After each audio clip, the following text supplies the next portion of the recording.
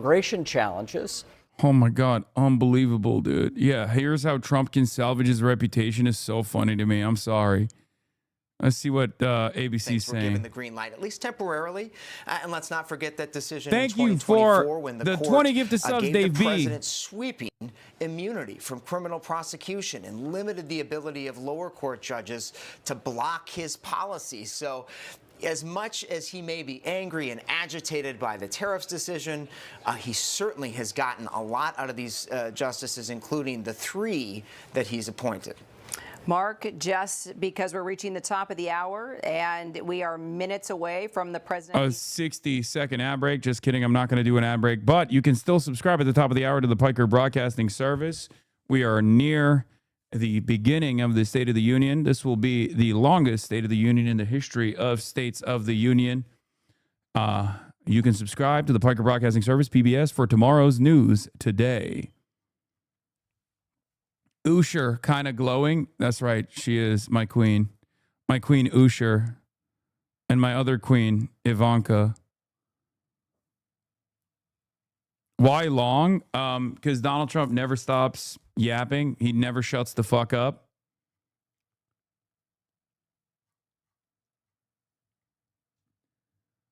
Dane is insane. Thank you. Ashwin, Chicago. Thank you. Hassan's New Pharmacist. Thank you for the 5 gifted. Then Donald Trump's at this point in his presidency for the same reason. I will spam the soundboard for you, King. You've got to move on that.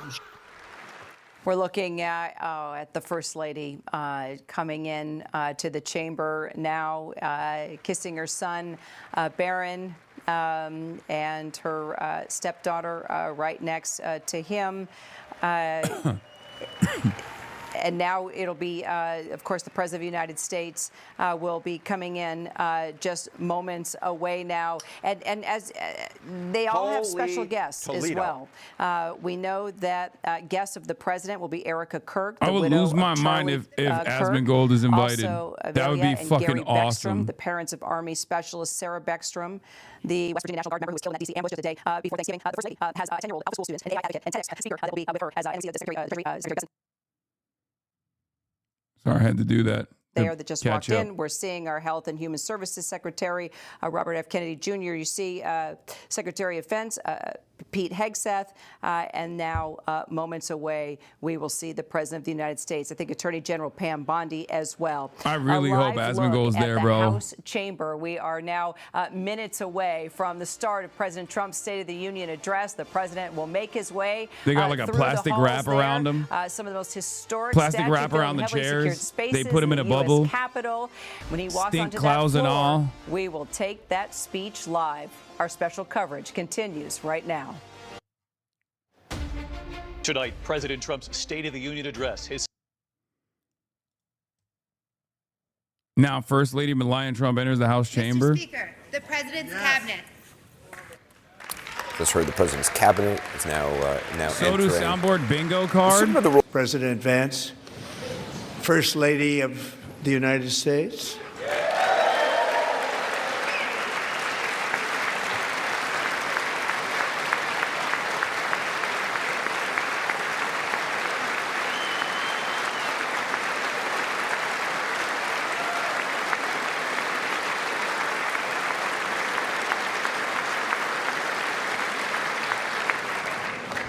Second Lady of the United States.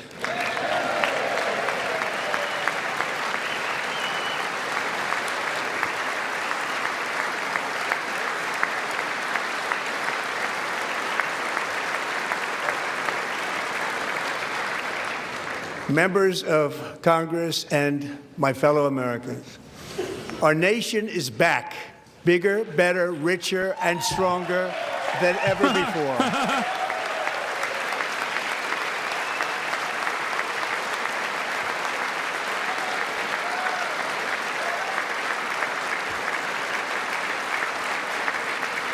Less than 5 months from now, our country will celebrate an epic milestone in American history, the 250th anniversary of our glorious American independence.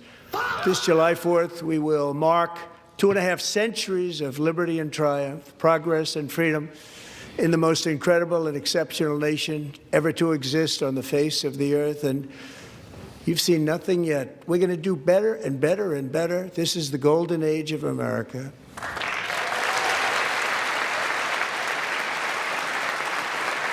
They're getting up dick riders, bro.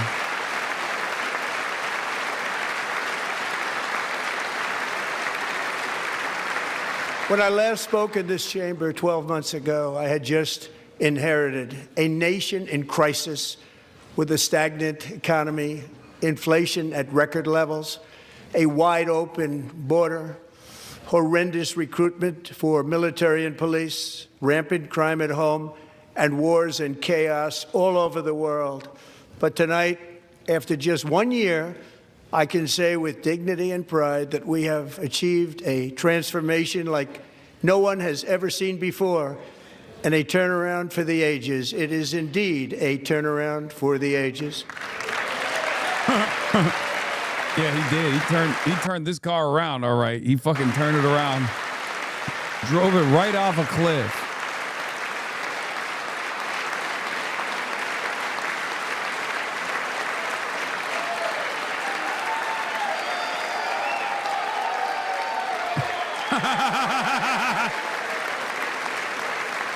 And we will never go back He's to trying to where we wrestle it out were of his just a hands. very short time ago. We're not going back. Today, our border is secure.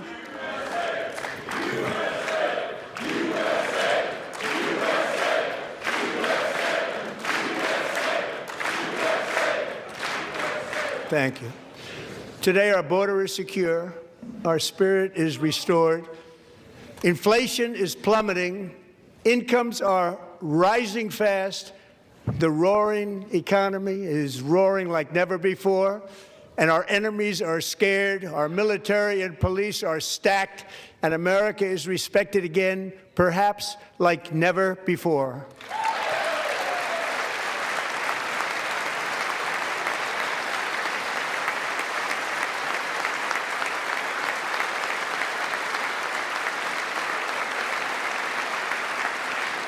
After 4 years in which millions and millions of illegal aliens poured across our borders, totally unvetted and unchecked, we now have the strongest and most secure border in American history by far.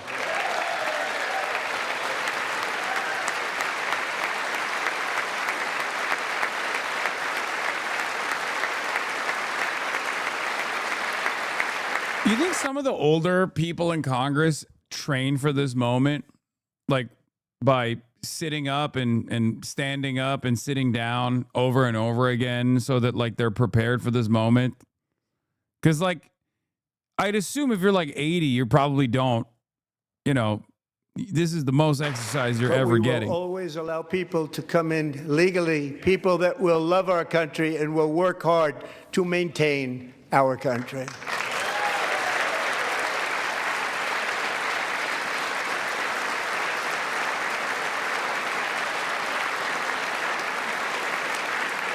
The flow of deadly fentanyl across our border is down by a record 56% in 1 year.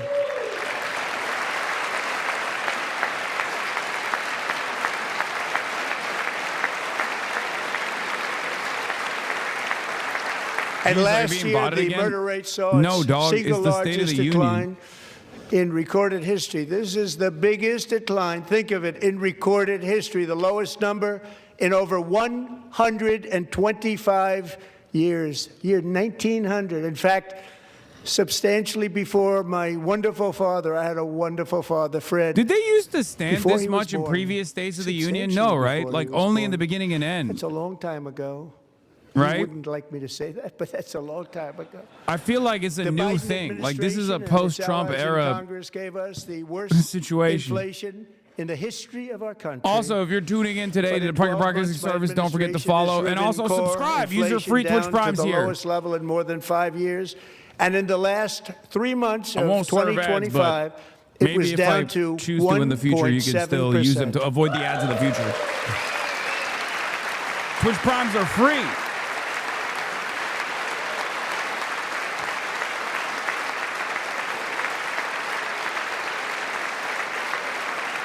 Gasoline, which reached a peak of over $6 a gallon in some states under my predecessor, it was quite honestly a disaster, is now below $2.30 a gallon in most states. Thank you for the 20. And in some places, $1.99 a gallon. And when I visited the great state of Iowa just a few weeks ago, I even saw $1.85 a gallon for gasoline.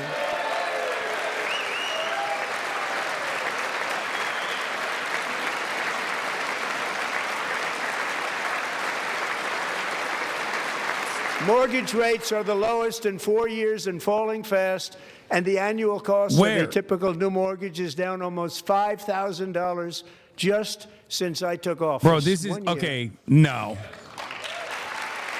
They couldn't even get a standing clap for that one because that's so fake. Will solve the Biden-created housing problem while at the same time protecting the values of those people who already own a house that really feel rich for the first time in their lives. We want to protect those values. We want to keep those values up. We're going to do both. And we are going to keep it that way. The stock market has set 53 all-time record highs since the election. Think of that, 1 year. Boosting pensions, 401ks, and retirement accounts for the millions and millions of Americans. They're all gaining. Everybody's up, way up. In 4 long years, the last administration got less than $1 trillion in new investment in the United States. And when I say less, substantially less. In 12 months, I secured commitments for more than $18 trillion pouring in from all over the globe.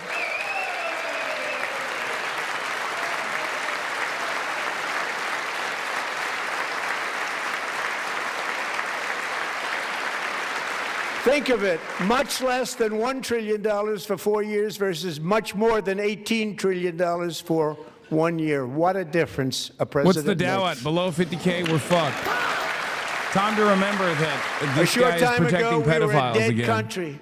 Now we are the hottest country anywhere in the world. The hottest. Nice.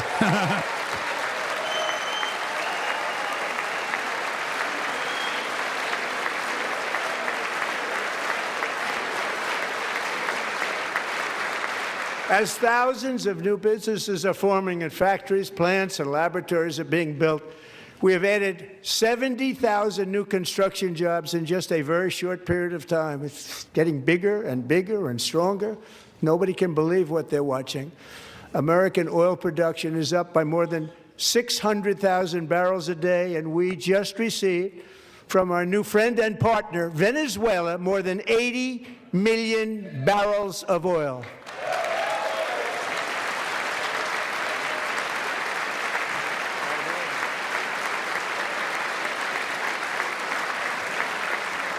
American natural gas production is at an all-time high because I kept my promise to drill, baby, drill.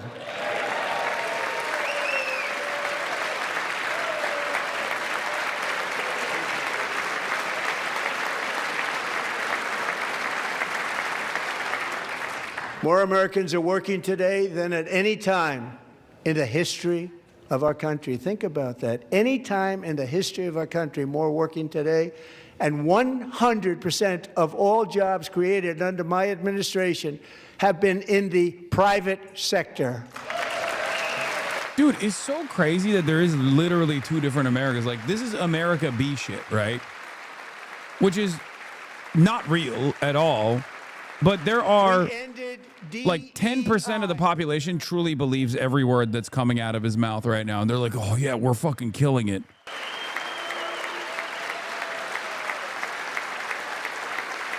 Like, they're like, yeah, the economy is great. It's like, bro, they literally openly reveal that there's recession happening in numerous states in the country right now. 4 million Americans, a record off of food stamps.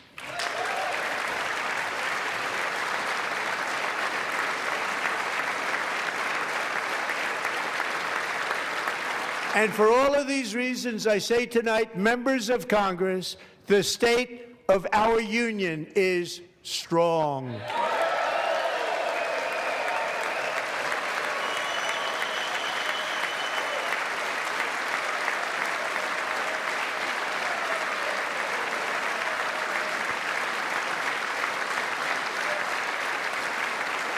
I mean, the kicking people off food stamps and then taking credit for it is normal. That's like Democrats have done that as well. Republicans do that all the time, where they act like kicking people off of food stamps means that they like actually became wealthier. That's not the case, obviously. They just made it harder to get food stamps. We can't take it anymore. We're not used to winning in our country. Until you came along, we're just always losing, but now we're winning too much. And I say, no, no, no. You're going to win again. You're going to win big. You're going to win bigger than ever. And to prove that point, here with us tonight is a group of winners who just made the entire nation proud.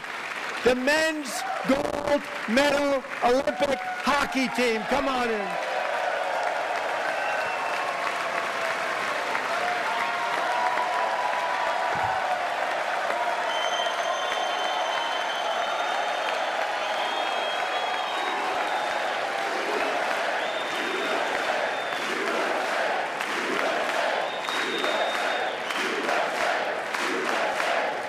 They're going to be like, the Democrats hate America because they didn't clap for the fucking hockey team. That's what they're going to do.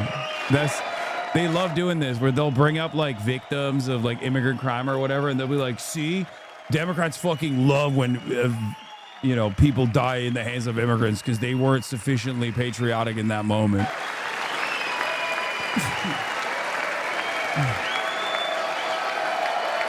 It's either the force their hand into clapping as though that fucking means anything, or if they don't sufficiently clap, they'll say Democrats are sufficiently patriotic.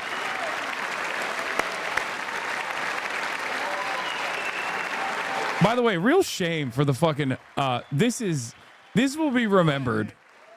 That is an unironic shame for the hockey team. It's not an honor to be there for Donald Trump. I will say it. I don't really give a shit that much. But straight up, you are fucking pawns, okay? You are 100% pawns for the Nazi government. And the fact that you're willingly participating in this song and dance implies that you don't really give a shit. You don't really see it. You'll turn around and try to hit the apolitical line and go, oh, well, it's the American government. Like, this is for America. We did it for America. No, the fuck. It won't be read that way. It will be remembered not as fondly as you think it will be. So as did the American... like those black and white photos that you see from like Nazi rallies and shit like that? This will be in history. This will not be remembered fondly if we have a future at all.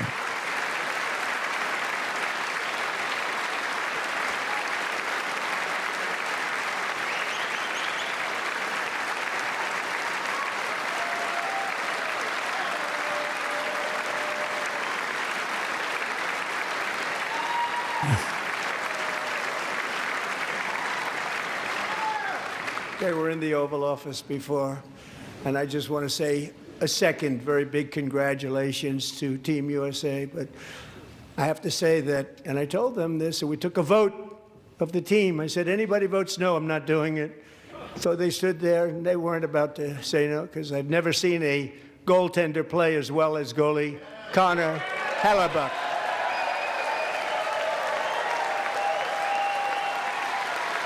Wait, Asmongold is there.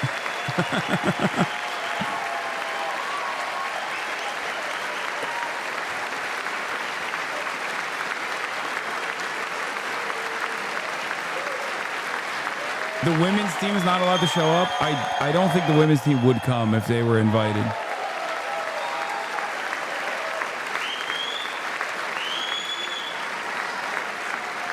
Think of it, 46 shots on goal, and I asked him, the one shot, the one where you put your stick in the back and it hit the neck of your stick and bounced off. Do you practice that, or was that? Oh, the women's team declined? He refused to answer that question. But I just want to tell you that the members of this great hockey squad will be very happy to hear, based on their vote and my vote, and in this case my vote was more important, that I will soon be presenting Connor with our highest civilian honor, which we will be given and which has been given to many athletes over the years. But when I say many, not too many, like 12, it's called the highest civilian honor in our country, the Presidential Medal of Freedom. Dog, the last guy that got was Rush Limbaugh. Last guy that Trump gave that to was Rush Limbaugh. I'm just saying. Just saying.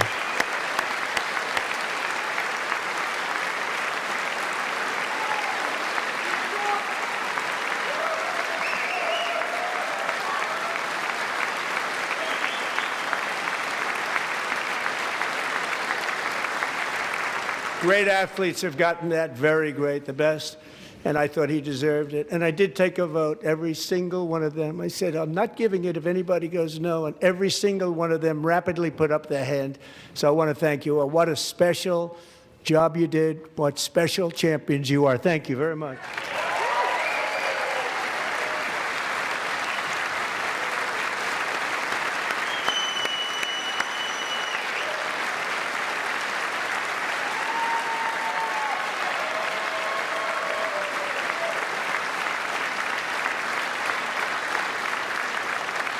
I'm also pleased to say that the next time the Olympic torch is lit, it will be here in America for the 2028 Olympics, and it's the summer version right in Los Angeles. We're going to do a good job in Los Angeles.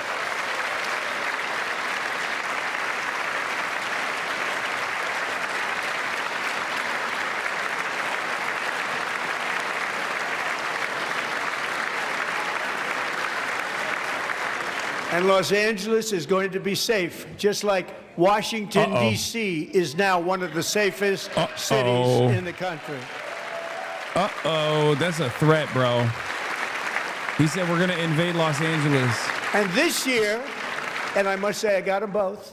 I got them in my first term, and I was disappointed because I didn't think I'd be the president when this happened. But strange things took place.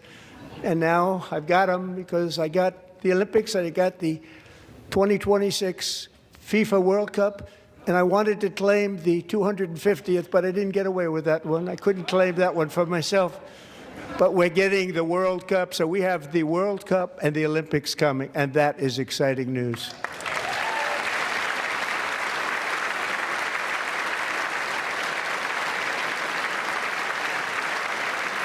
So this will be a year to celebrate our country and the heroes who have kept it free. Men like Buddy Taggart. At age 17, Buddy volunteered to defend America in World War II, serving in the Pacific under the great General Douglas MacArthur. Dog, you're literally a Nazi. Famous Battle of Manila. You're literally so a hard. Nazi. He was badly wounded and almost killed by enemy machine guns in Luzon. Like, oh, wow. Remember the last time we fought fascism? Well, fascism won. You know, they're inside of the White House now. One of the largest anywhere in the world. But he earned many honors, including a Purple Heart and a Bronze Star, came home, started a family, and tonight he is in the gallery looking forward to July 4th, 2026, his 100th birthday.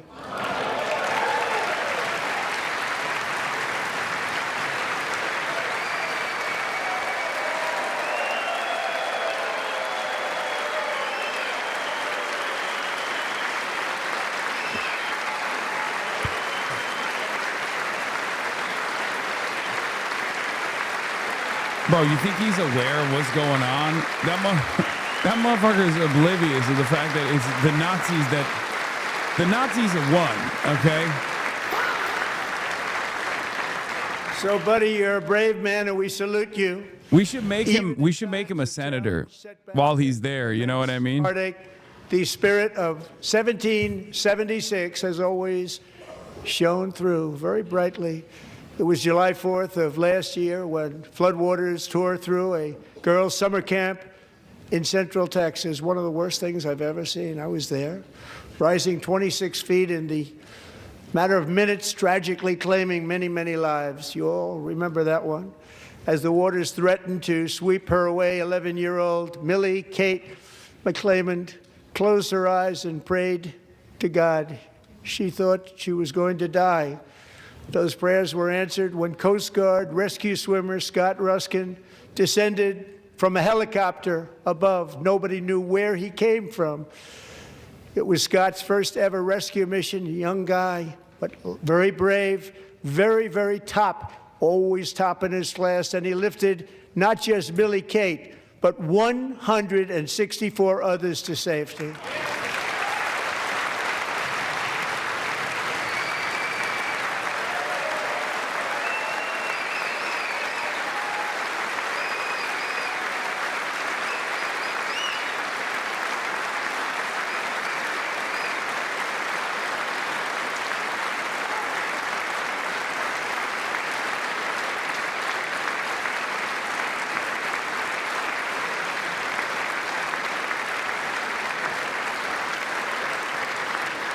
People watched Scott from a distance, and they couldn't believe what they were seeing. The winds were blowing, the rain was pouring, everything was going, and that rapid water, nobody's ever seen anything like it. They said, wow, that's something. Wow. Tonight, Scott and Millie Kate are here together, reunited for the very first time. Thank you, Scott, Millie Kate.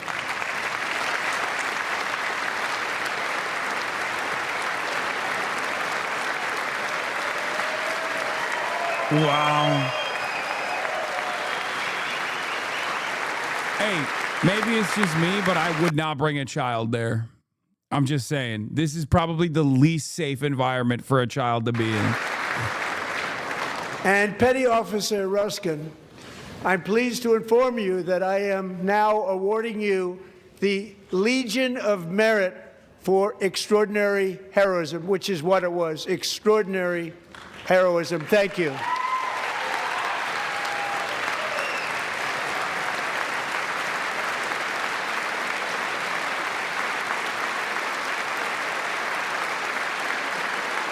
And I'd like to have the military aide to please come down and take care of the service. Military aide, thank you very much. Take care of that very important service. Thank you very much. From 1776 to today, every generation of Americans has stepped forward to defend life, liberty, and the pursuit of happiness. And they're really doing it for the next generation. But now it's our turn. Together we're building a nation where every child has the chance to reach higher and go further, where government answers to the people, not the powerful, and where the interests of hardworking American citizens are always our first and ultimate concern. That is the debt we owe to the heroes who came before us, and that is the promise we must keep to America for our 250th year. Last year, I urged this Congress to begin the mission by passing the largest tax cuts in American history. And now he announces the new tax cuts for corporations. Delivered so beautifully. Thank you, Republicans.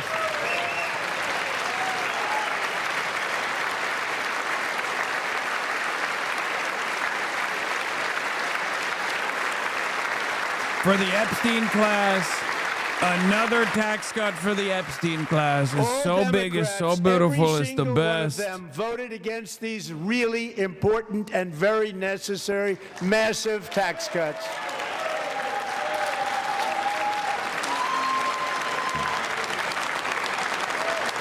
They wanted large-scale tax increases to hurt the people instead.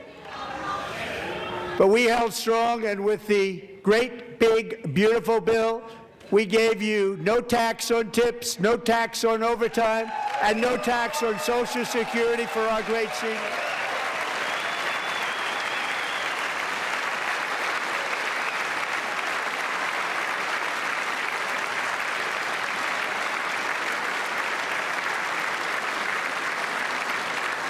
And we also made interest on auto loans tax deductible the first time, but only if the car is made in America.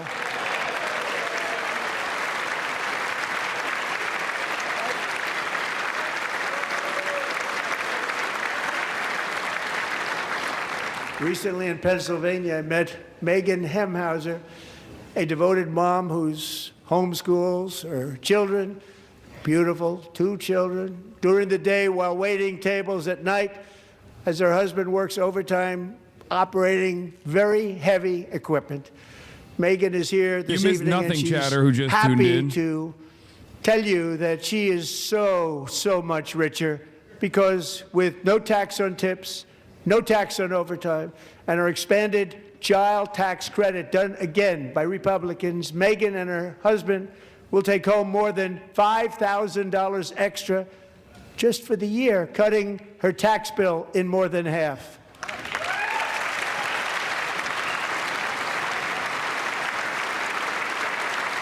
Megan, please stand up. We're fighting for you, Megan. Thank you, Megan. Thank you, Megan. We're fighting for you, Megan. Under our bill, parents like Megan can also activate their children's brand new Trump accounts. And I didn't name it. I did not name that.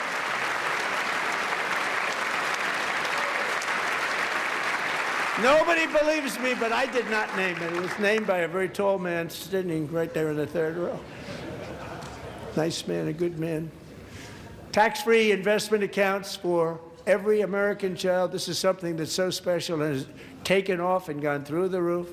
Millions will be pre-funded courtesy of the U.S. Treasury and private individuals like Michael and Susan Dell, who have donated $6.25 billion to fund the Trump accounts for 25 million American children. They're great people.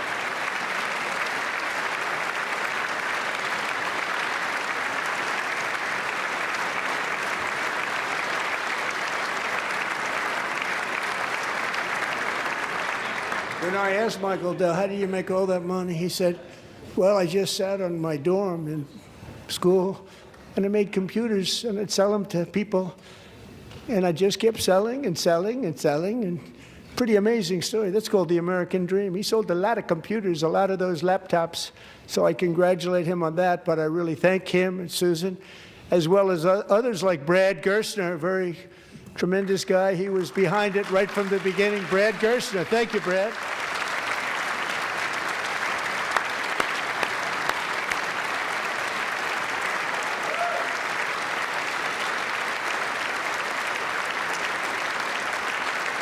So with modest additional contributions, these young people's accounts could grow to over $100,000 or more by the time they turn 18. Think of it. How much money is that for somebody that started with nothing?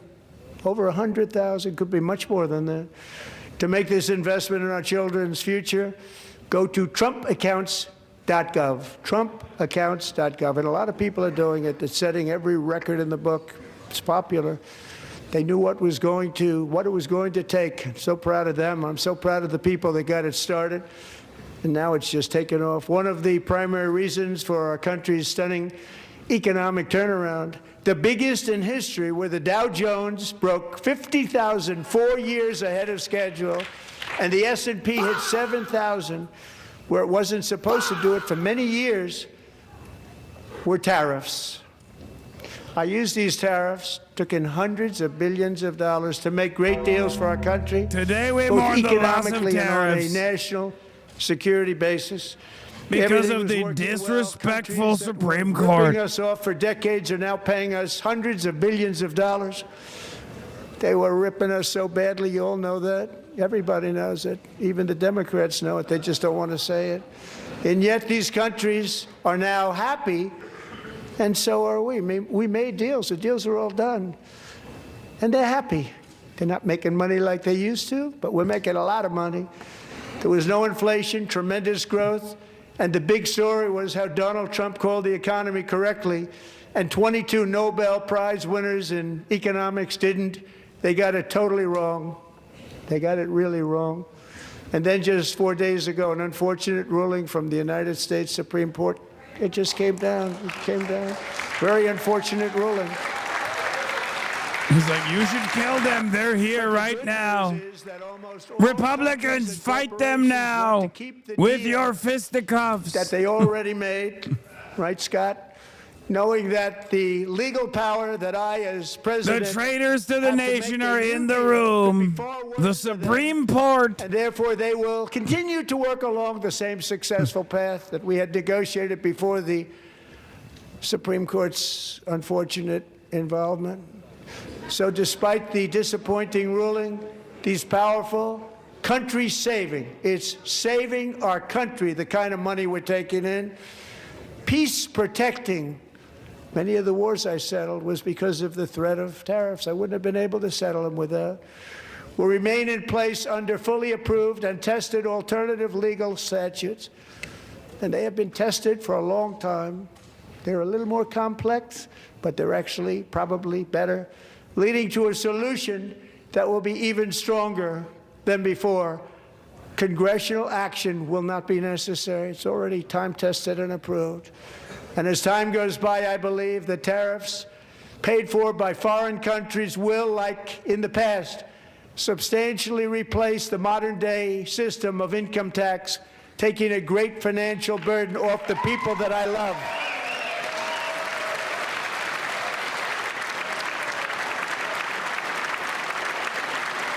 Right?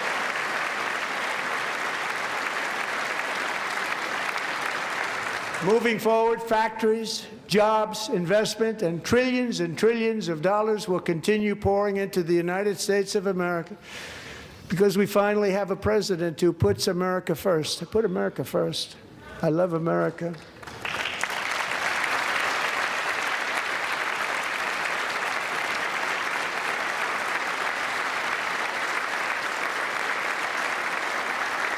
For decades before I came along, we had the exact opposite. From trade to health care, from energy to immigration, everything was stolen and rigged in order to drain the wealth out of the productive, hardworking people who make our country great, who make our country run. Under Biden and his corrupt Debbie partners Wasserman in Schultz. Congress and beyond, it reached a breaking point with the Green New Scam, open borders for everyone. They poured in by the millions and millions from prisons, from mental institutions. They were murderers, 11,888 murders. They came into our country. You allowed that to happen. And record-setting inflation that cost the typical family $34,000 in just a speck of time. Now the same people in this chamber who voted for those disasters suddenly use the word affordability, a word. They just used it. Somebody gave it to them, knowing full well that they caused and created the increased prices. Zohran Kwame Mamdani made it up. Nobody cared about affordability before him. You caused that problem.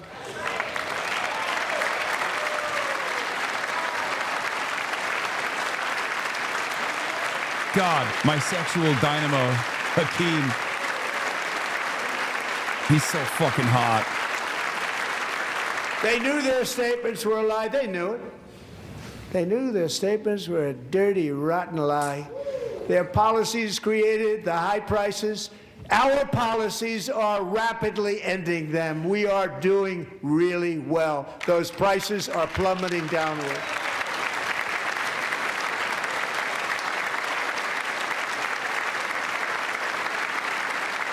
The price of eggs is down 60%.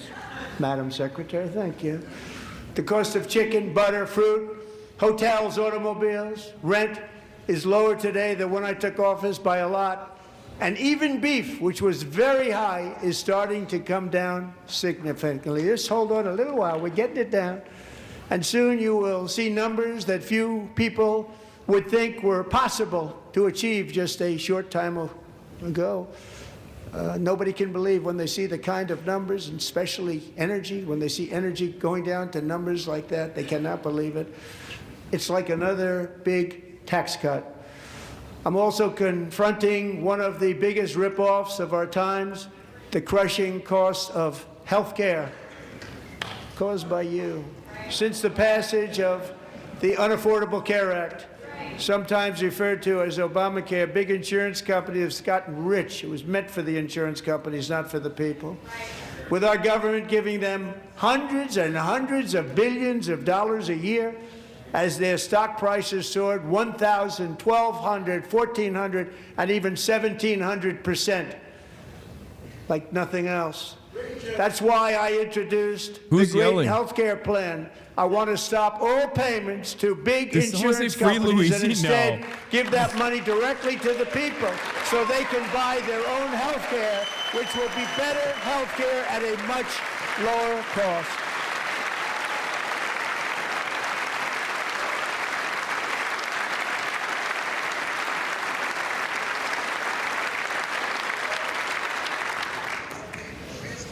In addition, my plan requires maximum price transparency. That's a big deal. Oh my Sounds God, that's so really gonna simple. do it, dude. So good. I love having maximum price transparency when I negotiate which emergency room I want to go to with a fucking bullet wound in my We're doing gut a very bad thing for the people. Of course, we're going to after ice agents shoot me. I'm bringing them way down on health care and everything else.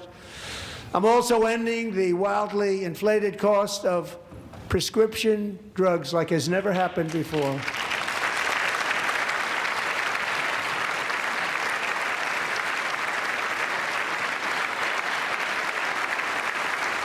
Other presidents tried to do it, but they never could. They tried. Most didn't try, actually. But they tried. They said they tried. They couldn't do it. They didn't even come close. They were all talk and no action. But I got it done. Under my just enacted most favored nation agreements, Americans who have for decades paid by far the highest prices of any nation anywhere in the world for prescription drugs will now pay the lowest price anywhere in the world for drugs. Anywhere. The lowest price.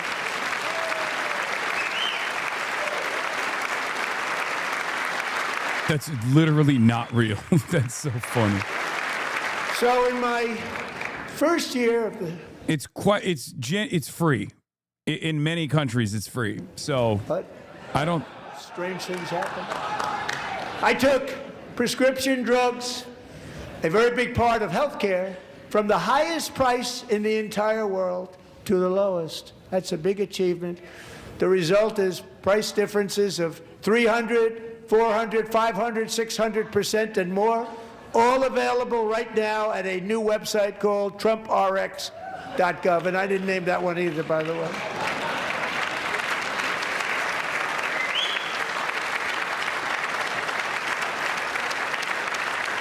And here tonight is the very first customer ever to get that big discount, and it is big, Catherine Rayner. For 5 years, she and her husband have struggled with infertility, and they turned to IVF. One drug has been costing Catherine $4,000 to purchase, but a few weeks ago, she logged onto the Trump RX website and got that same drug that cost $4,000, got it for under $500. A reduction of much more, actually, than $3,500. Catherine, we are all praying for you, and you're going to be a great mom.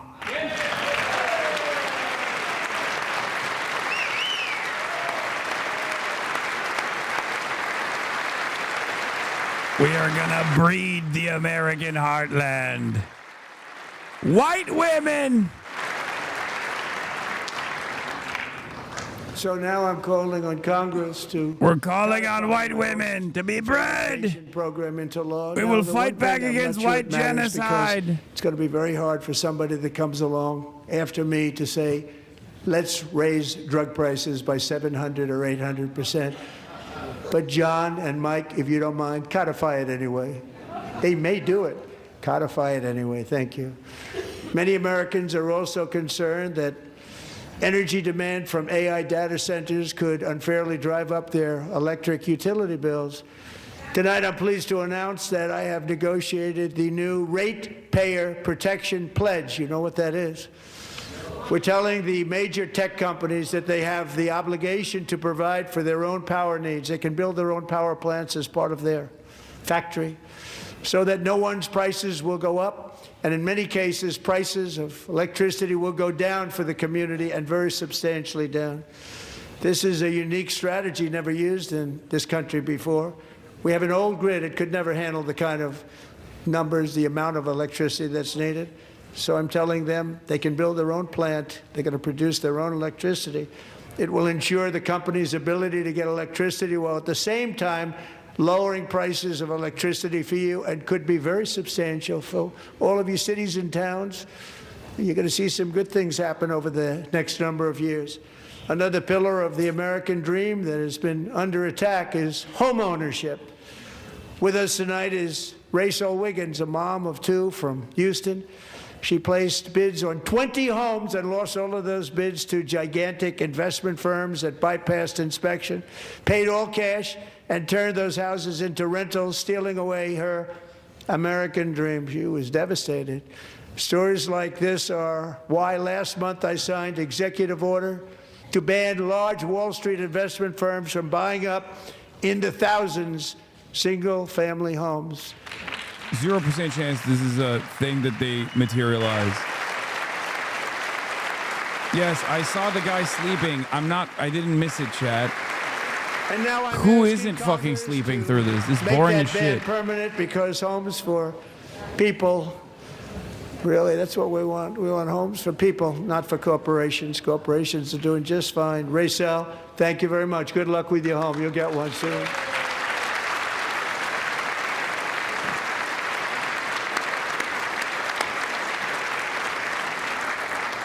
We're also working to make it easier for Americans to save for retirement. And under this administration, we will always protect Social Security and Medicare. They are not protecting it for our seniors. We will always protect Social Security, Medicare, Medicaid.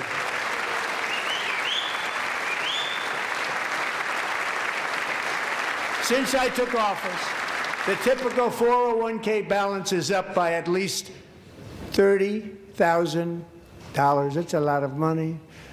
We have millions and millions of people, because the stock market has done so well, setting all those records. Your 401ks are way up. Yet half of all of working Americans still do not have access to a retirement plan with matching contributions from an employer. To remedy this gross disparity, I'm announcing that next year my administration will give these often forgotten American workers, great people, the people that built our country, access to the same type of retirement plan offered to every federal worker. We will match your contribution with up to $1,000 each year. As we ensure that all Americans can profit from a rising stock market, let's also ensure that members of Congress cannot corruptly profit from using insider information. This looks fine, dude. This looks great, really. There is a blob growing from his hand.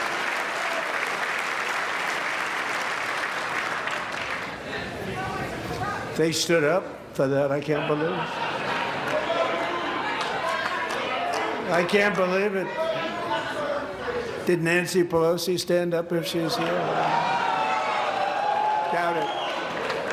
Pass the Stop Insider Trading Act without delay.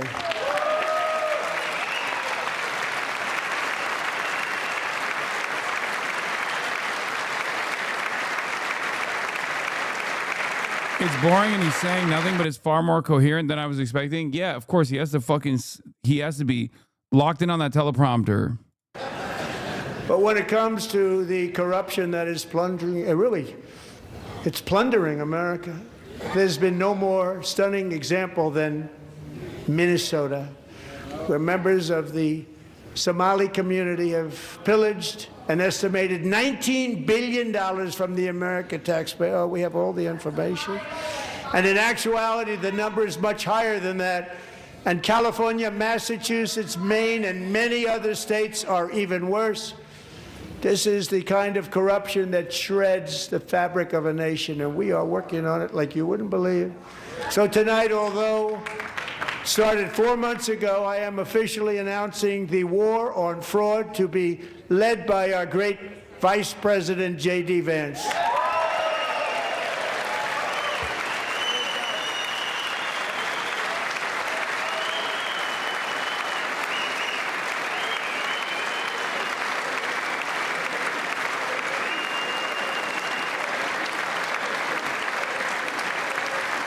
We'll get it done. And if we're able to find enough of that fraud we will actually have a balanced budget overnight. It'll go very quickly. That's the kind of money you're talking about. We'll balance our budget. The Somali pirates who ransacked Minnesota remind us that there are large parts of the world where bribery, corruption, and lawlessness are the norm, not the exception. Importing these cultures through unrestricted immigration and open borders brings those problems right here to the USA. And it is the American people who pay the price in higher medical bills, car insurance rates, rent, taxes, and perhaps most importantly, crime. We will take care of this problem. We're going to take care of this problem. We are not playing games. Delilah. She's a fuck ice cream. God, I love Rashida so much. And Ilhan, too. This is a fucking Nazi rally, man. What do you say? Colvin was only 5 years old. Remember, fucking 90% of Somalis are American citizens. He's just shitting on American citizens. To her stopped car traveling at 60 miles an hour or more. The driver was an illegal alien let in by Joe Biden and given a commercial driver's license by open borders politicians in California. Doctors said Delilah would never be able to walk or talk, have a good life. She wouldn't even be able to eat again. But against all odds, she is now in the first grade learning to walk. And she's here this evening with her dad, Marcus, a fantastic man. Delilah, please, you are a great inspiration. Please stand up. Please stand up, bro. She can't walk. Yo, this is one of the grossest things that the Trump administration, the Trump camp does, like where they bring up like victims, right? Where they bring up victims of like car crashes or victims or family members of like people who have been murdered to drive home a point that like undocumented migrants are a scourge on U.S. soil. And it's many, if not most, illegal aliens do not speak English and cannot read even the most basic road signs as to direction, speed, danger, or location. That's why tonight I'm calling on Congress to pass what we will call the Delilah Law, barring any state from granting commercial driver's licenses to illegal aliens. Just like the Lake and Riley Act.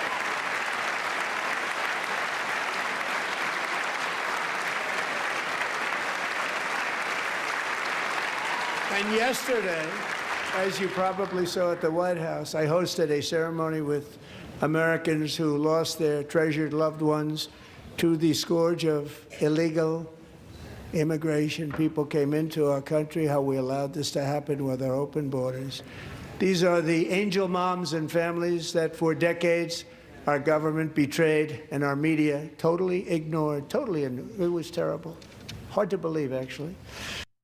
In 2023, a 16-year-old high school cheerleader named Elizabeth Medina was supposed to perform in her town's Christmas parade, but she never arrived. Her mother, Jacqueline, went home to look for her, and she found her lying dead in a bathtub, bleeding profusely after being stabbed 25 times. Elizabeth's killer was a previously arrested illegal alien who had broken in and brutally extinguished the brightest light in her family's life, violently and viciously. Her heartbroken mother is in the gallery to remind everyone in this chamber exactly why we are deporting illegal alien criminals to our country at record numbers, and we're getting them the hell out of here fast. We don't want them.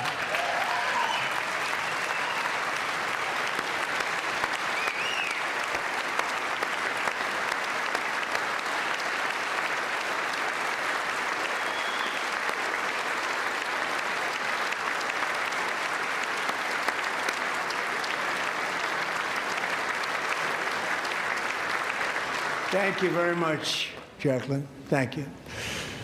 We can never forget that many in this room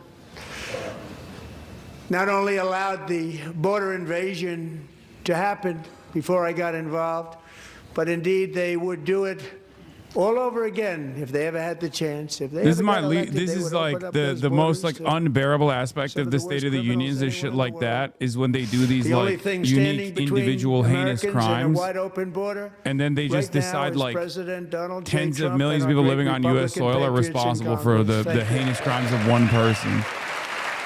It's such a fucking, it's such a clear cut racist bullshit mode of propaganda. As we speak, It's unbelievable. Democrats in this If you want to chamber understand it, it's have like come imagine up if he was like, for the imagine if he brought up like victims of a Jewish person to be like, this is why we got to bar all Jews, or victims of a black person.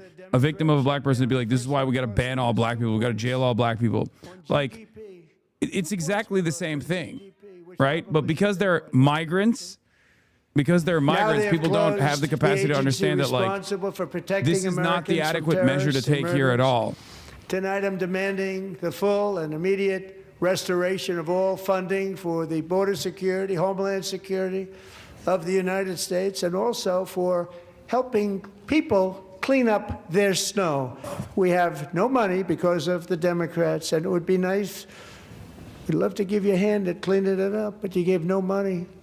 Nobody's getting paid. It's a shame. So you have to think about it. We have, in case you didn't know, a pretty large snowstorm out there.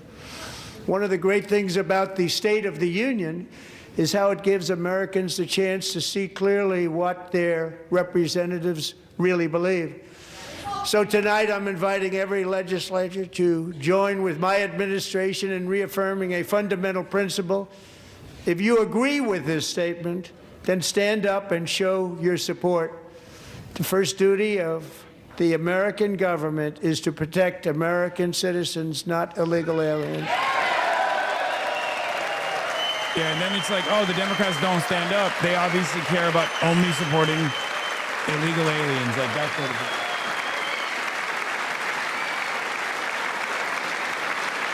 It's a childish ultimatum.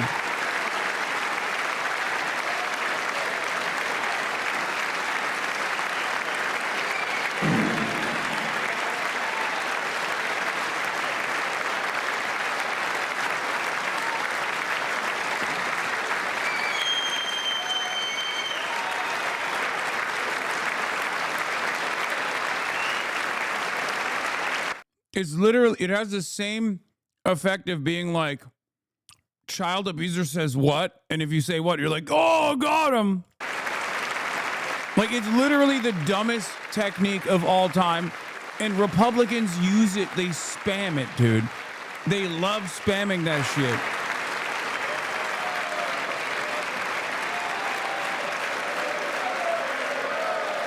Yeah, Trump be like, you're gay if you're sitting down. Everyone who's not standing is gay. You see? Look at all the homosexual congresspersons.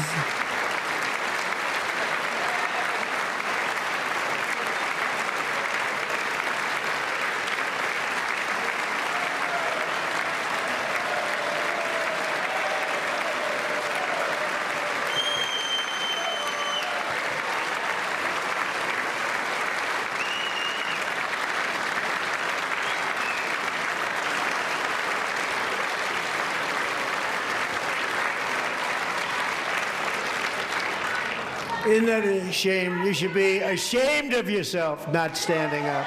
You should be ashamed of yourself. That is why I'm also asking you to end deadly sanctuary cities that protect the criminals and enact serious penalties for public officials who block the removal of criminal aliens.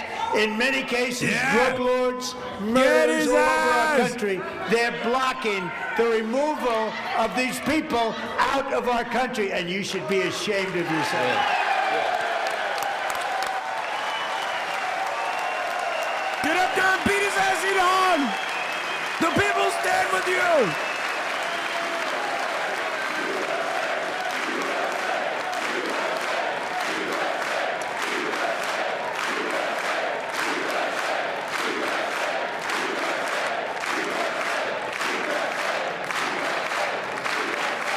And perhaps most importantly, I'm asking you to approve the Save America Act.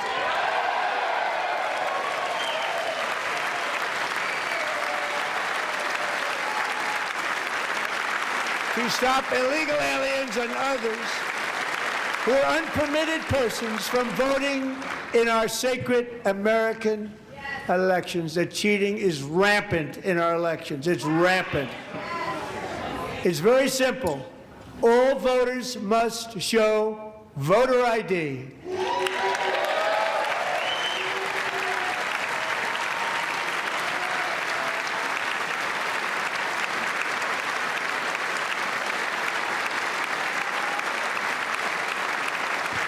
All voters must show proof of citizenship in order to vote.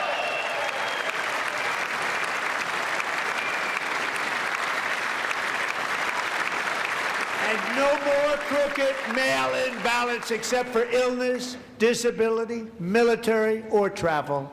None. And this should be an easy one. And by the way, it's polling at 89%, including Democrats. 89%. It's polling at 200%.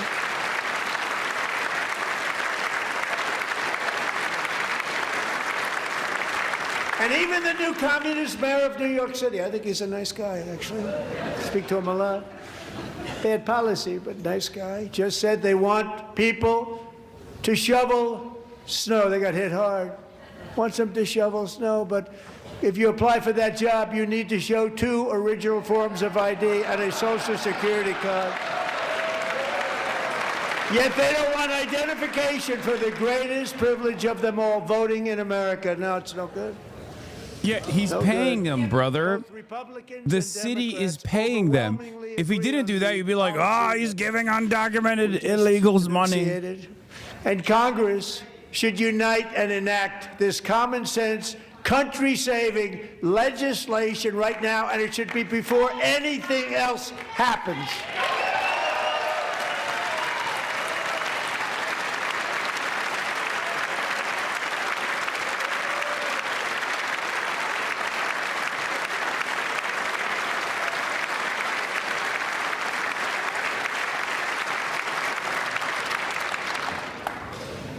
And the reason they don't want to do it, why would anybody not want voter ID? One reason, because they want to cheat. There's only one reason. They make up all excuses. They say it's racist. They come up with things you almost say, what imagination they have. They want to cheat. They have cheated. And their policy is so bad that the only way they can get elected is to cheat. And we're going to stop it. She was shouting, you have killed Americans at Trump. You have killed Americans.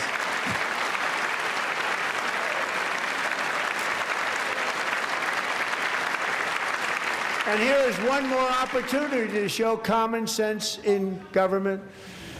In the gallery tonight are Sage Blair and her mother, Michelle. In 2021, Sage was 14 when school officials in Virginia sought to socially transition her to a new gender, treating her as a boy and hiding it from her parents. Hard to believe, isn't it? Before long, a confused Sage ran away from home after she was found in a horrific situation in Maryland. A left-wing judge refused to return Sage to her parents because they did not immediately state that their daughter was their son. Sage was thrown into an all-boys state home and suffered terribly for a long time. But today, all of that is behind them because Sage is a proud and wonderful young woman with a full-ride scholarship to Liberty University. Sage and Michelle, please stand up.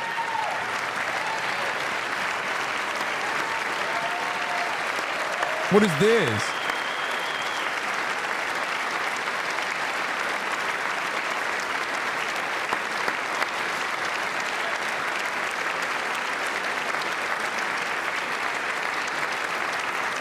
Of course, it's fucking Liberty University. Thank you for your great bravery. And who can believe that we're even speaking about things like this? 15 years ago, if somebody was up here and said that, they'd say, what's wrong with him? But now we have to say it because it's going on all over numerous states without even telling the parents. But surely we can all agree no state can be allowed to rip children from their parents' arms and transition them to a new gender against the parents' will. Who would believe that we're even talking about this? We must ban it, and we must ban it immediately.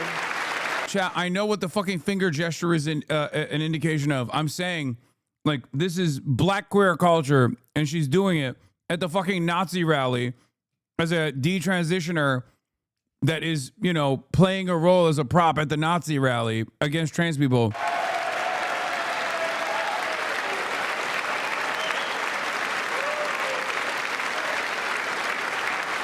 Amazing. Incredible. Boy, oh boy. We're lucky we have a country. With people like this, Democrats are destroying our country, but we've stopped it just in the nick of time, didn't we?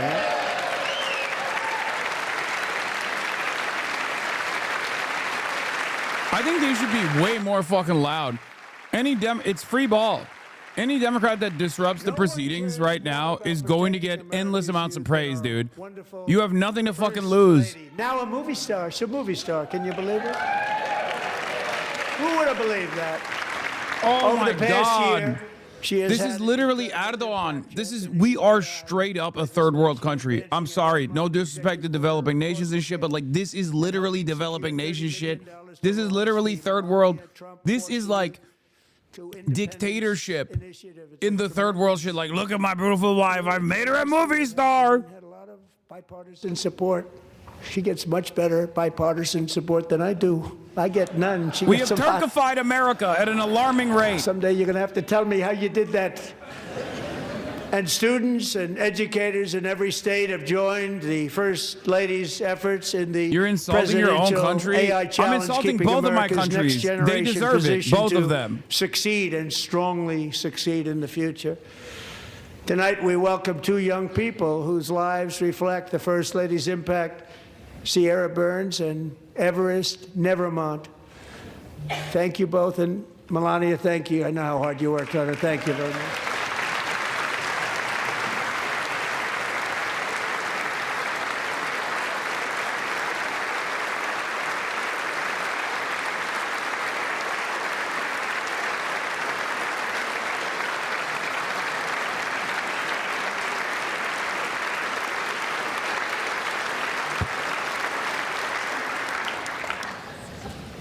I'm very proud to say that during my time in office, both the first 4 years and in particular this last year, there has been a tremendous renewal in religion, faith, Christianity, and belief in God. Over the Epstein files? Tremendous renewal.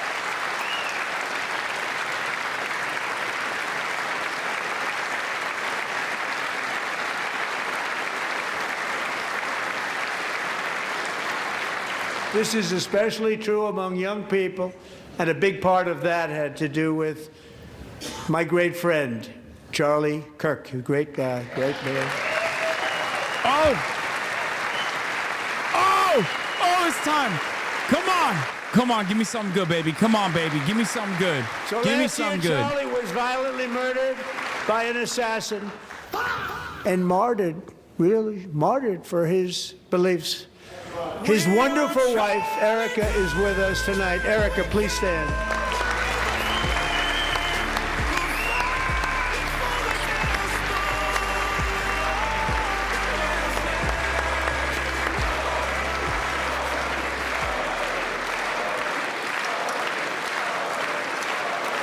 I want to point out that they are spamming the name of a fucking podcaster. Been through a lot. In Charlie's memory, we must all come together to reaffirm that America is one nation under God, and we must totally reject political violence of any kind. Except for the kind that I do to all of my enemies.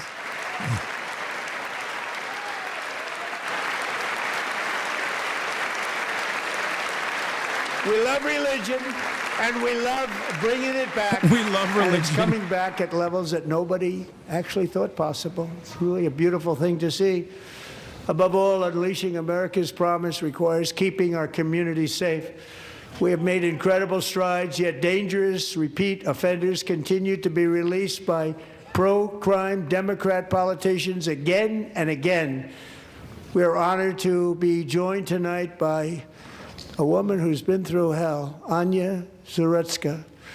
In 2022, she and her beautiful daughter, so beautiful, what a beautiful young woman, Irina fled war-torn Ukraine to live with relatives near Charlotte, North Carolina. And by the way, what's going on with Charlotte? Last summer, wait, this is the only time he's going to mention Ukraine? Ain't no fucking way, dude. The train when a deranged monster who had been arrested over a dozen times and was released through no cash bail stood up and viciously slashed a knife through her neck and body. No one will ever forget. There were people on that train. No one will ever forget the expression of terror on Irina's face as she looked up at her attacker in the last seconds of her life. She died instantly. She had escaped a brutal war only to be slain by a hardened criminal, set free to kill in America, came in through open borders. Mrs. Zarutska, tonight I promise you we will ensure justice for your magnificent daughter, Irina. I thought they said that they didn't want their daughter's death to be used as a political prop, by the way, which is crazy because, like, Irina was woke.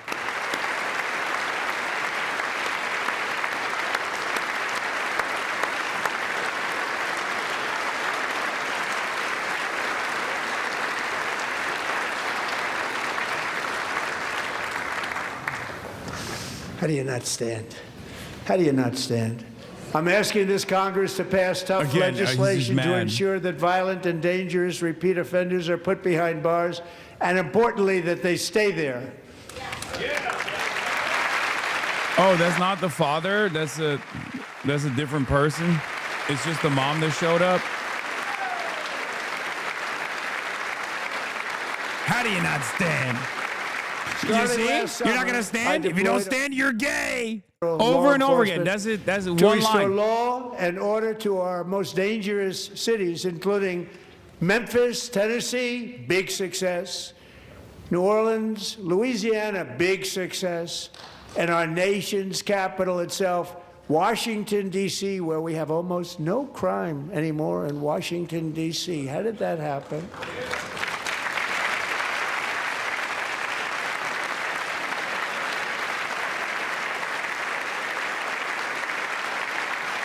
In fact, crime in Washington is now at the lowest level ever recorded, and murders in D.C. this January were down close to 100% from a year ago.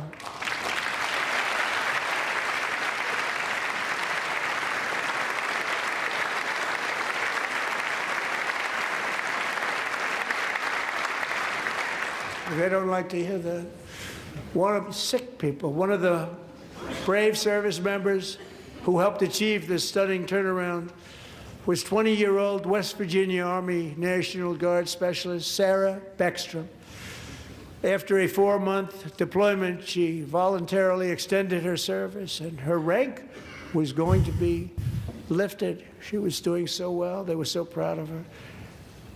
But the very next day, she was on patrol near the White House when she was ambushed and shot in the head by a terrorist monster from Afghanistan.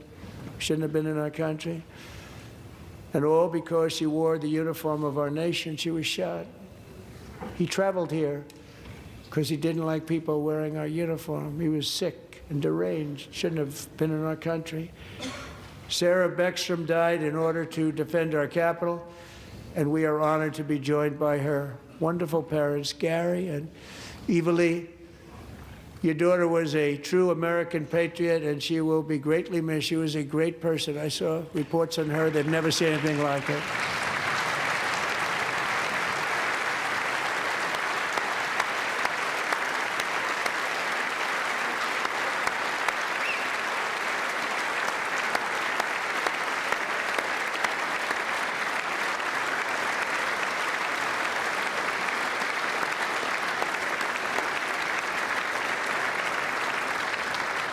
So sorry. Thank you very much.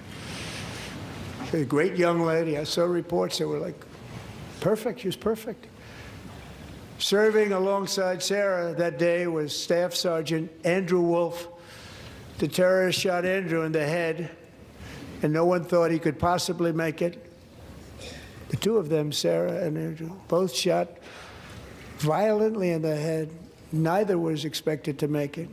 They weren't even given a chance, except his wonderful mother, named Melody, who I spoke to the same night. It's kind of weird to be like, oh, one of them made it, by the way, and he's awesome for making it. But his mother said, no, Mr. President. Both of the families are there, you know what I mean? I've never seen anything like it. I mean, he was given almost no chance. Also, Trump is the opposite of Joe Biden. Like, Joe Biden is the griever in chief, right? Like, he's so good at grieving. Trump is so violent with the way that he describes these sorts of incidents.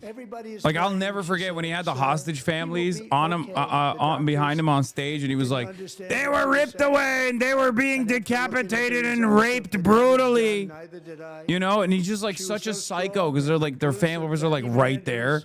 The nasty things they did to these hostages of the family members right behind me. But she turned out to be right. Right, Melody? She turned out to be right.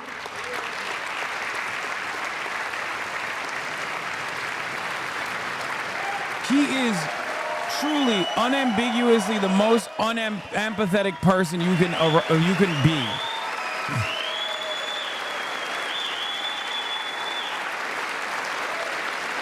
If you don't stand up for this guy, I'm gay and Lebanese. You're gay and Lebanese.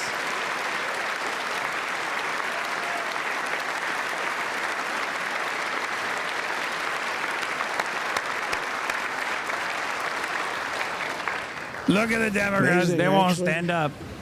I said, where does this woman come from? She's the most positive person I've ever met. With God's help, Andrew has battled back from the edge of death, and we're talking about the edge of death, on his way to a miraculous recovery. He's got a little work to do, but he's doing great.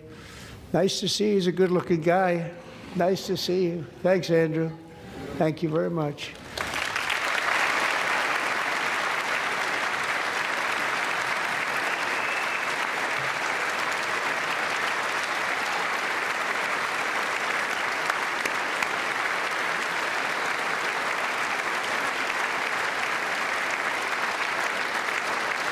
So, Andrew, while you're up, now I'm going to ask a highly respected General James Seward to present Staff Sergeant Andrew Wolf and the great family of Sarah Beckstrom with the award created by our late, great President George Washington himself. It's called the Purple Heart.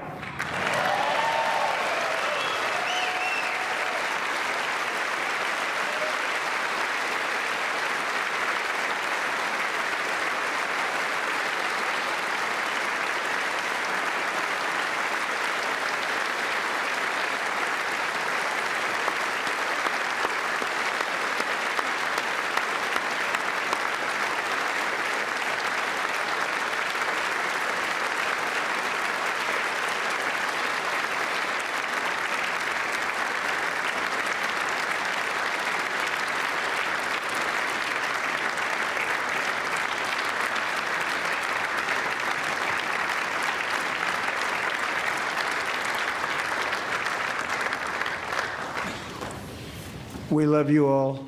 Love you. Not the We're Democrats. proudly restoring safety for Americans at home, and we are also restoring security for Americans abroad. Our country has never been stronger. My first 10 months, I ended 8 wars, including Cambodia. Isn't it funny? You're sick people. Cambodia and Thailand, Pakistan and India. Would have been a nuclear war. 35 million people said the Prime Minister of Pakistan would have died if it were not for my involvement. Kosovo and Serbia, Israel and Iran, Egypt and Ethiopia, Armenia and Azerbaijan, the Congo and Rwanda, and of course the war in Gaza, which proceeds at a very low level. It's just about there. And I want to thank Steve Witkoff and Jared Kushner for your help. Thank you, Steve. Thank you, Jared.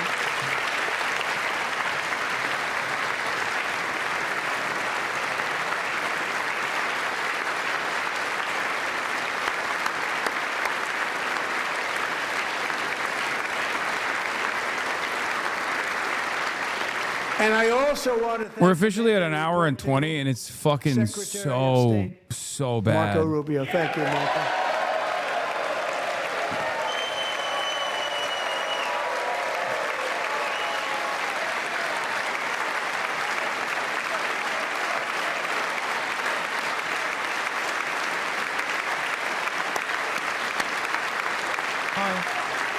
People like you.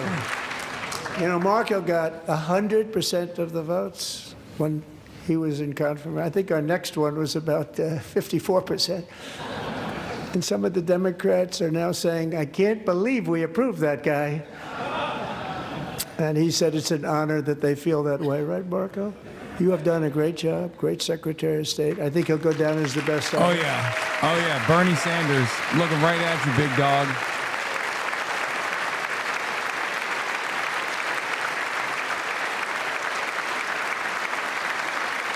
Under the ceasefire I negotiated, every single hostage, both living and dead, has been returned home. Can you believe that?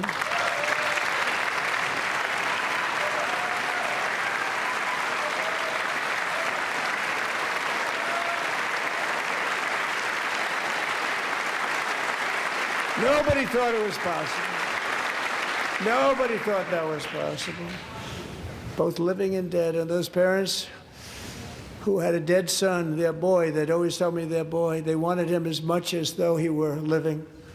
That was an amazing period of time. And they came back, and when we got all of the living hostages back, and many, many before them, but I always said those last 20 are going to be very tough, but we got many, many more, hundreds.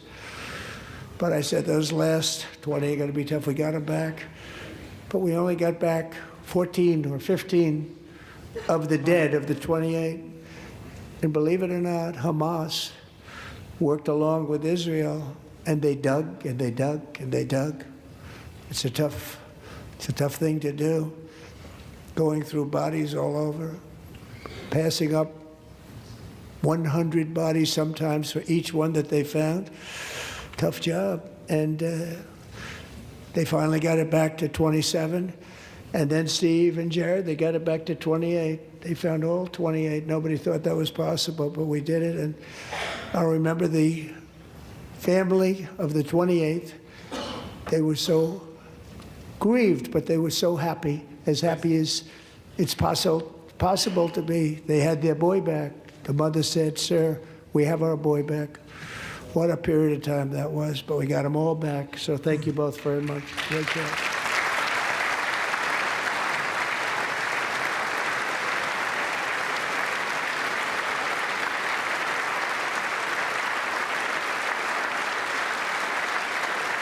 And we're working very hard to end the 9th war, the killing and slaughter between Russia and Ukraine, where 25,000 soldiers are dying each and every month. Think of that, 25,000 soldiers are dying a month.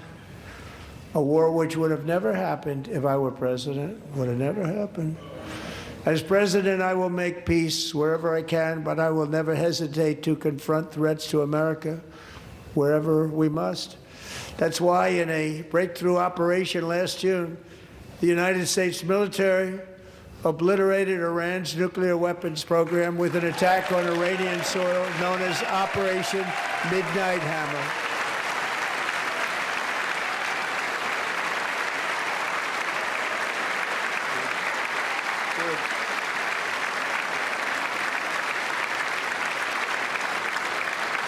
For decades, it had been the policy of the United States never to allow Iran to obtain a nuclear weapon. Many decades. Since they seized control of that proud nation 47 years ago, the regime and its murderous proxies have spread nothing but terrorism and death and hate. They've killed and maimed thousands of American service members and hundreds of thousands and even millions of people with what's called roadside bombs. They were the kings of the roadside bomb. And we took out Soleimani. I did that during my first term. Had a huge impact. He was the father of the roadside bomb.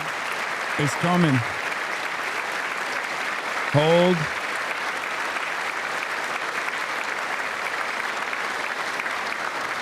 And just over the last couple of months with the protests, they've killed at least, it looks like, 32,000 protests. 32,000 protesters in their own country.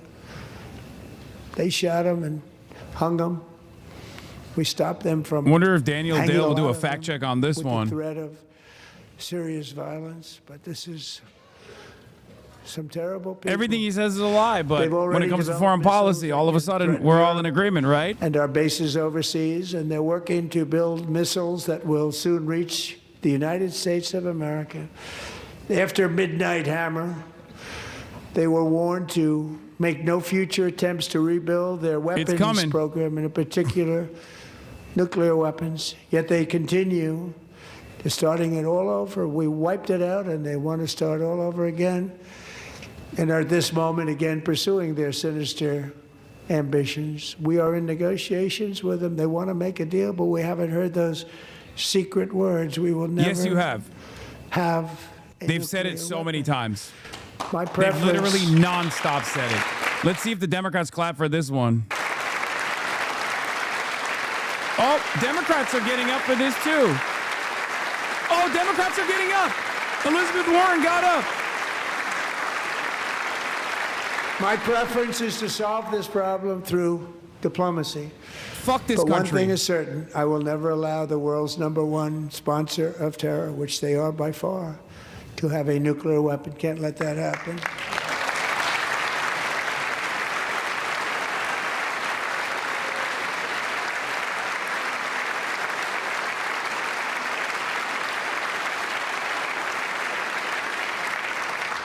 And no nation should ever doubt America's resolve.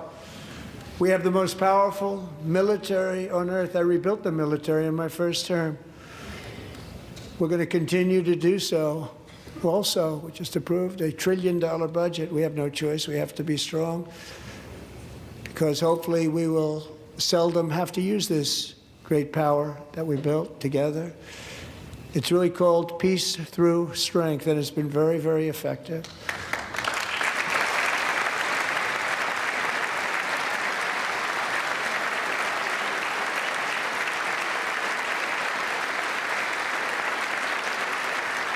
So thanks to Republicans in Congress, we're investing that record number of dollars, have no choice, in the United States Armed Forces. Also creating a lot of jobs, but we're not even doing it for that reason. Because as I said, we have more jobs, more people working today than ever before in the history of our country. And NATO countries are friends and allies. They are. They're our friends and they're our allies. Have just agreed at my very strong request to pay 5% of GDP for military defense rather than the 2%, which they weren't paying. We were paying for almost all of NATO. Now they're paying 5 as opposed to not paying 4.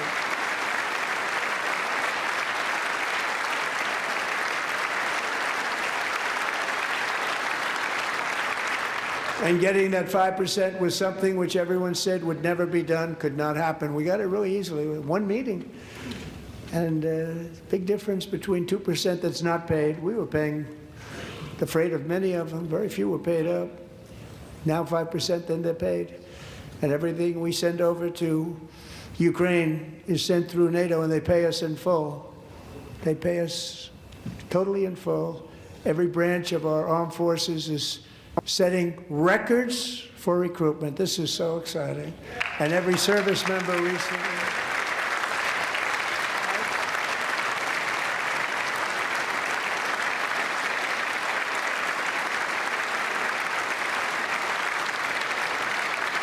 And every service member recently received a warrior dividend of $1,776.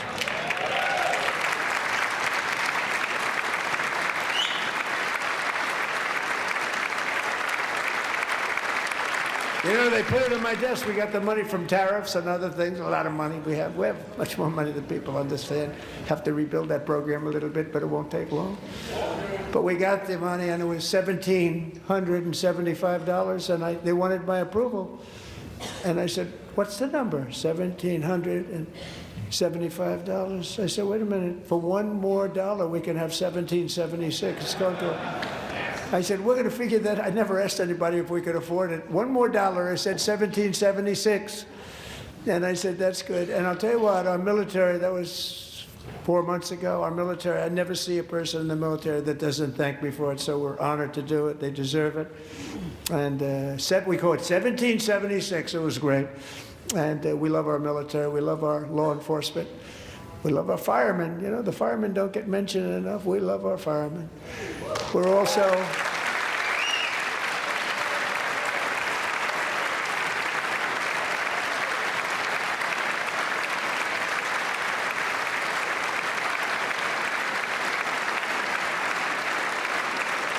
We're also restoring American security and dominance in the Western Hemisphere, acting to secure our national interests and defend our country from violence, drugs, terrorism, and foreign interference. For years, large swaths of territory in our region, including large parts of Mexico, really large parts of Mexico, have been controlled by murderous drug cartels. That's why I designated these cartels as foreign terrorist organizations, and I declared illicit fentanyl as a weapon of mass destruction. Get Mexico out of your fucking mouth, you son of a bitch. Do not bring Mexico into this. And with our new military campaign, we have stopped record amounts of drugs coming into our country and virtually stopped it completely coming in by water or sea. You probably noticed that.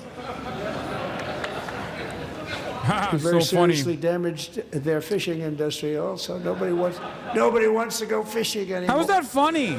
How is that funny? We've also taken down one of the most sinister We're such cartel fucking kingpins assholes, of all. dude. This is You saw why that yesterday. I really hope there is a God. I really hope there is a heaven and hell, because these guys will be punished forever, but shit like this makes me feel like there isn't one, you know what I mean? Like, look at all these fucking animals. Look at all these fucking animals celebrating the murder of random boaters, talking about how we've destroyed their fishing industry. You fucking piece of shit. In world history, no one's seen anything like it. Foreign leaders, I won't tell you who, called me and they said, very impressive, very good. They couldn't believe, they all watched, they saw what happened. This is a different fighting force than we had years ago when we fought to tie. You know, it's a great fighting force. I'm so proud of it. Look at Space Force. Space Force is my baby, because we did that. My baby is becoming so important.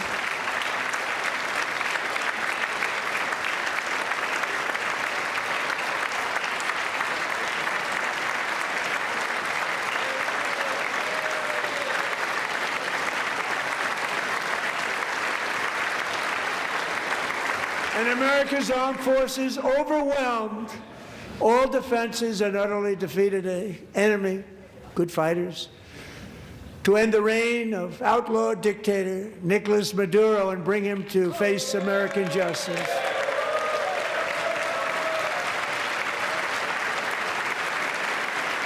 What the fuck is that, yo? Oh. And this was an absolutely colossal victory for the security of the United States, and it also opens up a bright new beginning for the people of Venezuela. We're working closely with the new president of Venezuela, Delcy Rodriguez, to unleash extraordinary economic gains for both of our countries and to bring new hope to those who have suffered so terribly. They really did suffer. With us tonight is Alejandro Gonzalez. She grew up in a tight-knit Venezuelan family and was especially close to her beloved uncle Enrique. But after Enrique ran for office and opposed Maduro, he was kidnapped by Maduro's security forces and thrown into the regime's really infamous prison in Caracas. Alejandro feared she would never see her uncle again. She feared for her own life also. But since the raid, we have worked with the new leadership, and they have ordered the closure of that vile prison and released hundreds of political prisoners already, with more to come. Alejandro, I'm pleased to inform you that not only has your uncle been released, but he is here tonight. We brought him over to celebrate his freedom with you in person. Enrique, please come down.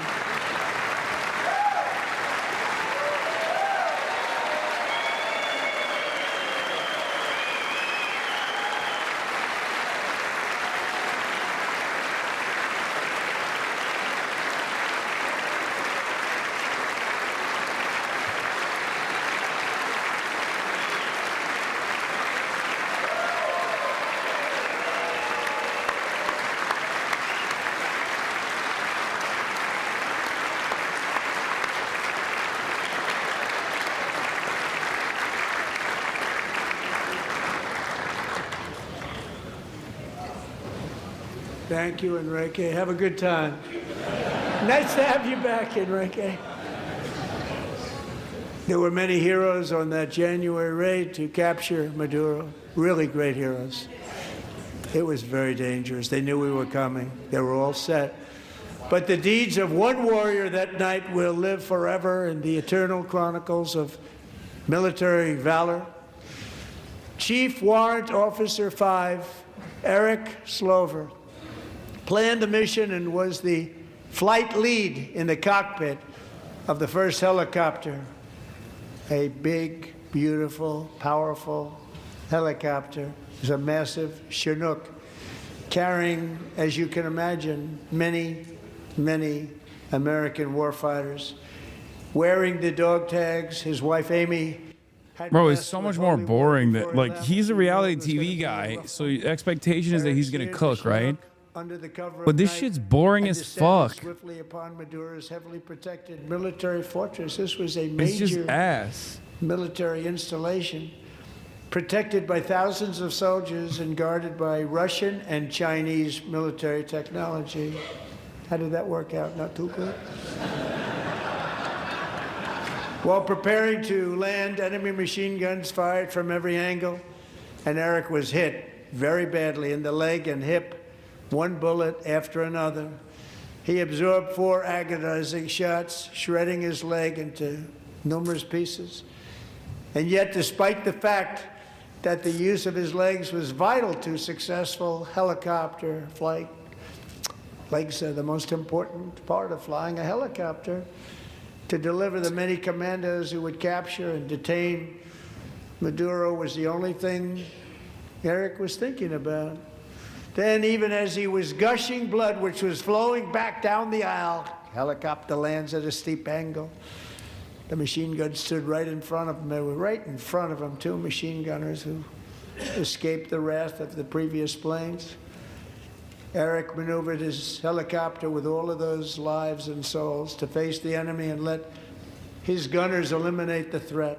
Turned the helicopter around so the gunners could take care of business, saving the lives of his fellow warriors from what could have been a catastrophic crash deep in enemy territory. Only after safely landing the helicopter with all the warriors aboard in the exact right spot, which was vital to the mission. We probably would have had to maybe cancel the mission if that didn't happen. Eric told his co-pilot, also wounded, but not as gravely, to take over. I'm about ready to pass out. The success of the entire mission and the lives of his fellow warriors hinge on Eric's ability to take the searing pain. It was unbelievable what's happened to his legs of the bullets and keep on flying and landing, and people knew what was happening. Everybody in the back of the helicopter knew because they saw the blood pouring down the aisle. Chief Warrant Officer Slover is still recovering from his serious wounds, but I'm thrilled to say that he is here tonight with his wife Amy, Eric, and Amy, come on in.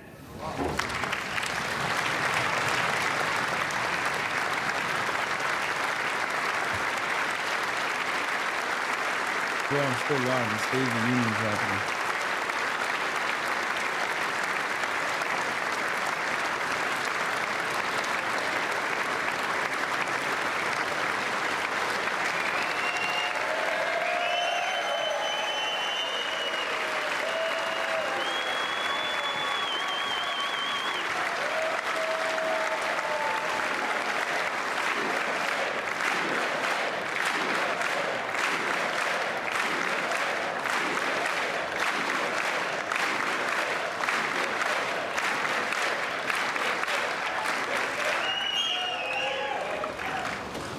So we have a surprise for Eric and Amy. In recognition of Eric's actions above and beyond the call of duty, I would now like to ask General Jonathan Braga to present Chief Warrant Officer Slover with our nation's highest military award, the Congressional Medal of Honor.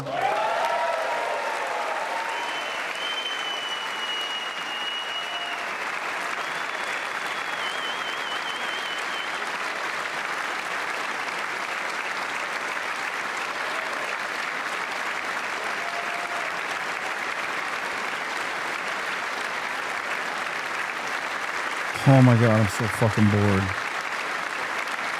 Not only am I bored, but like this shit doesn't move me at all. Obviously, because, you know, it was a totally and utterly illegal action. Like this dude didn't need to have his legs chewed off by machine gun fire. And the only reason why that happened is because he was the helicopter pilot on an illegal action on a fucking sovereign country soil.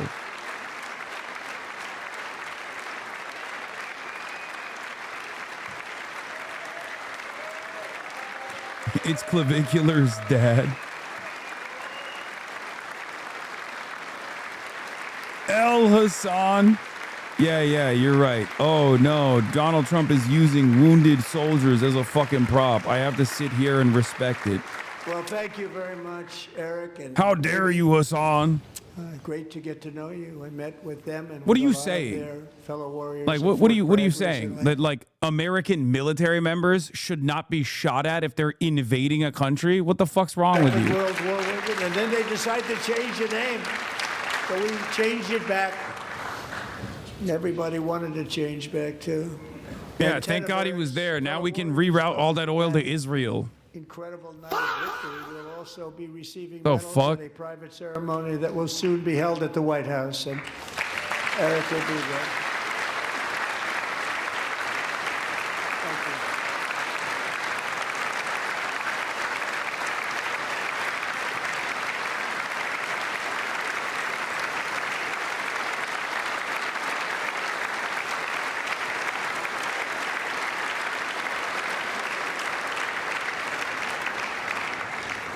Thank you, Eric.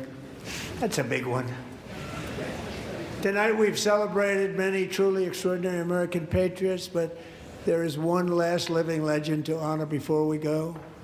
He is one more heroic American aviator, Navy fighter pilot. Royce Williams served in World War II, Korea, Vietnam, flying more than 220 missions.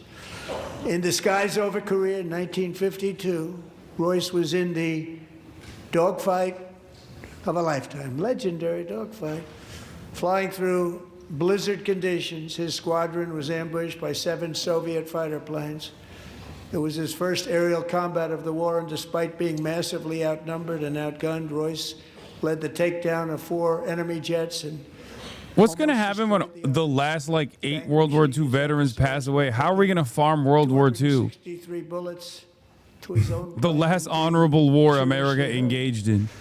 His story was secret for over 50 years. He didn't even want to tell his wife, but the legend grew and grew.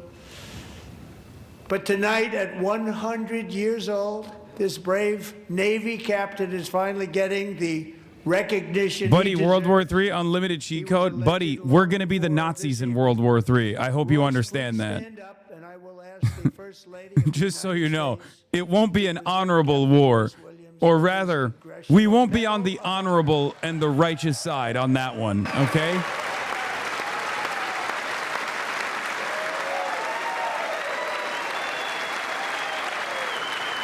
$100 old. Someone tell Nick Shirley about this voter fraud. If this guy better not even think about voting unless he wants Nick Shirley coming knocking down his door.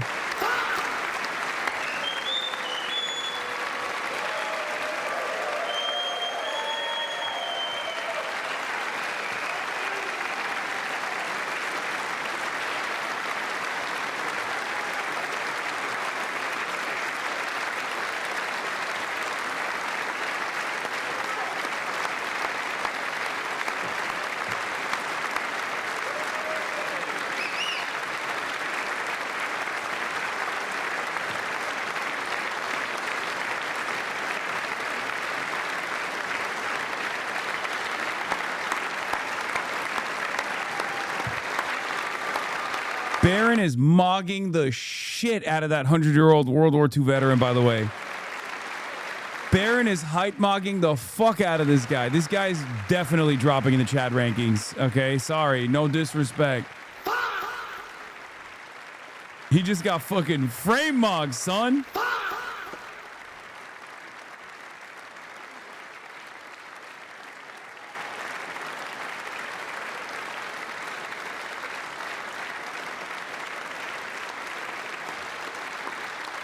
No, he was a World War II veteran and a Korea veteran.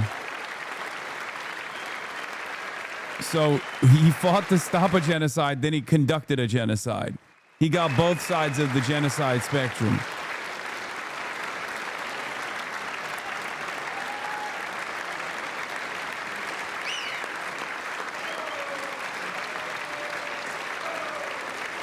That's usually, that's how it works. Life is about balance. Yeah. If you don't hit the one and done after World War II, you very likely also contributed to a genocide. And I wouldn't know why I'd be taking it, but if they ever open up that law, I will be there with you someday. But you know, that's our highest honor, Congressional Medal of Honor, and that's a big thing, and it's an honor to be in the same room with you. Thank you both very much, Eric. Thank you.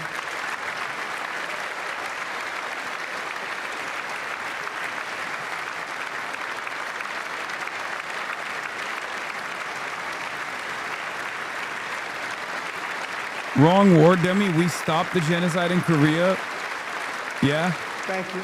Is that right? We stopped the genocide in Korea by 50 years is a long time blowing in the up life of a nation. 60% of But in all another sense, standing it's fucking really a mere moment in the buildings eye in of Korea, history.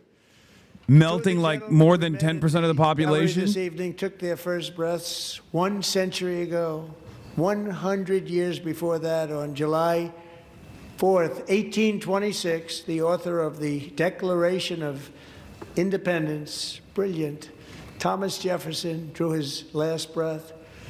Just a single long human lifespan separates the giants who declared and won our independence from the heroes who stand among us tonight. Everything our nation has done, everything we have achieved, has been the work of those few great lifetimes. In those brief chapters, Americans built this nation from 13 humble colonies into the pinnacle of human civilization and human freedom, the strongest, wealthiest, most powerful, most successful nation in all of history. Americans ventured out across the daunting and dangerous continent. There's a reason why they call We it the carved Forgotten past War. through an unforgiving So we don't remember the wilderness, heinous war crimes we settled committed. a boundless frontier and tamed the beautiful but very, very dangerous Wild West. From empty marshes and wide open plains, we raised up the world's greatest cities.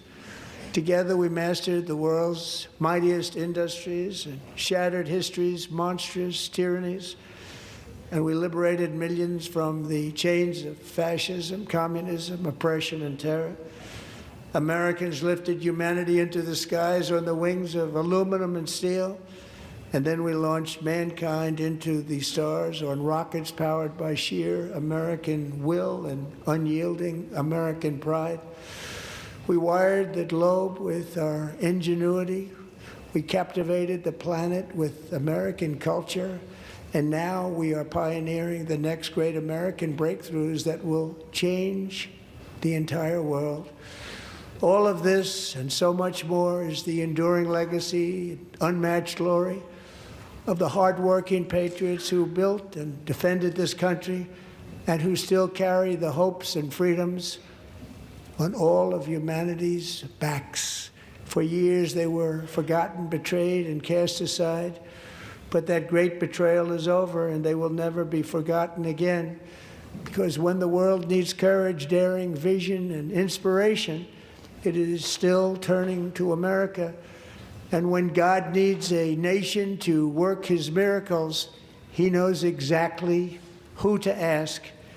There is no challenge Americans cannot overcome, no frontier too vast for us to conquer, no dream too bold for us to chase, no horizon too distant for us to claim.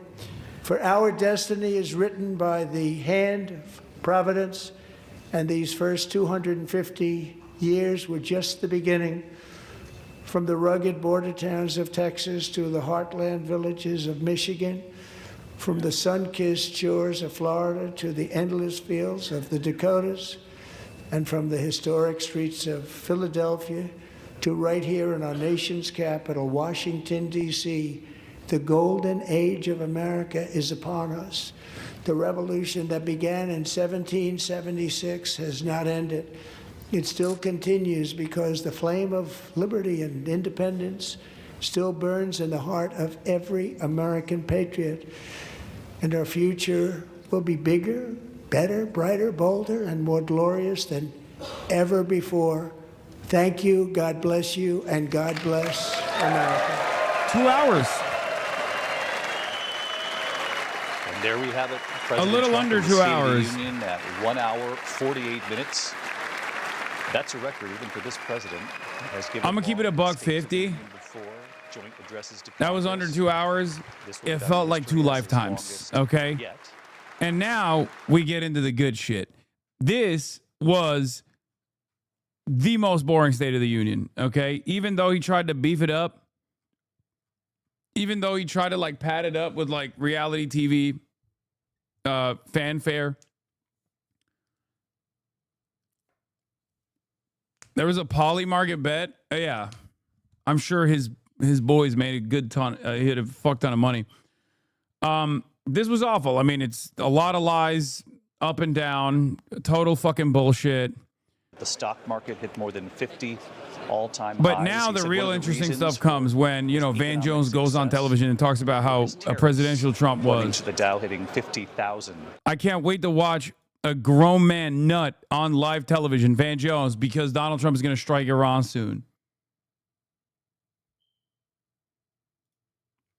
Insane. One of the worst lies was also saying we're not going to touch Medicaid.